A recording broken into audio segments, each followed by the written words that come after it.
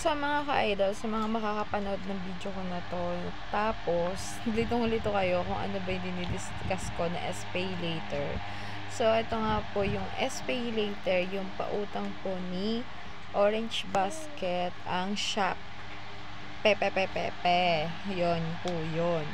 So, kung gusto mo ring makautang ng mga items, kagaya ng cellphone, ng sapatos, ng pantalon, ng damit, ng kahit anong items ni Orange Basket. So, mga ka-idol, ang nautang ko na sa aking SPay later, nung hindi pa ako nare-restricted, ay cellphone. So, nakatatlong utang ako ng cellphone, mga ka-idol. Ay, dalawa lang po ang aking nautang ng cellphone. So, pagkatapos nung utang ko, tapos umutang ulit yung tita ko.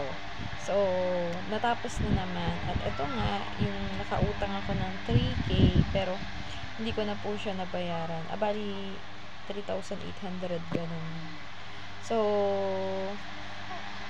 madaming pwedeng mautang sa SPay later, which is nakakaakit at nakakabighani naman. Pero, syempre, nasa sayo na yun. Kung hindi mo naman kayang bayaran, tapos uutang ka, di mangyayari sa'yo. Nakautang ka nga, sabihin na natin, sige, nakautang ka nga, tapos hindi mo na bayaran, so marirestricted ka. Ano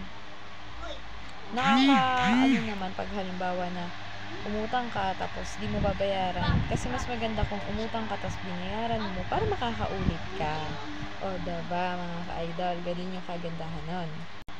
So, sa mga meron ng SPay later, ay ang ma-advise ko sa inyo para naman hindi mawala yung utangan ay magbayad kayo ng hindi pa na-overdue, diba, mga ka-idol. So, ano nga ba yung mga pwede mong utangin sa SPay later? So, abangan nyo sa aking next video. Kung hindi ka pa nakapalo sa akin, follow mo naman ako para updated ka sa aking mga chika utangan dito sa aking Toktik account. So, follow for more videos at nang mayakap din kita. So, may isa pa pala akong sasabihin sa iyo.